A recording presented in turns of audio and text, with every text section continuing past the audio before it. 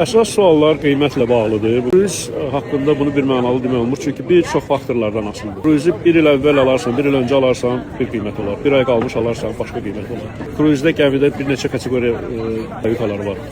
Pəncərəsiz alarsan bir qiymət olar. Balkonlu alarsan ondan 2 qat baha olar. Gəmidən gəmiyə qiymət fərqlənir. 3 ulduzlu gəmilər var, 4 ulduzlu var, gəmilər 5 ulduzlu gəmilər var.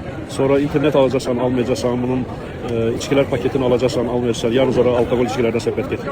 Başqa içkilərdən, koladır, çaydır, kofedir. O paketləri də ala bilərsən. Hansı şəhərlərə gedəcək, hansı limandan çıxacaq. Ona görə demək ki, bu kruiz 10 manatdır. Onu demək olmaz. Getməyinə dəyərmi? Əlbəttə ki, dəyər. Əgər siz ilk kruzə gedirsinizsə 100% bəyənəcəksiniz. Əgər siz bir kruz zamanı görmədiyiniz şəhərlərə getmək istəyirsinizsə 100% bəyənəcəksiniz. Əgər balaca uşaqlarınız varsa 100% bəyənəcəksiniz. Əgər gəncsiniz, əylənmək istəyirsiniz, yenə də bəyənəcəksiniz. Gecə gündüz əyləndirirlər, yedizdirirlər, gəzdirirlər.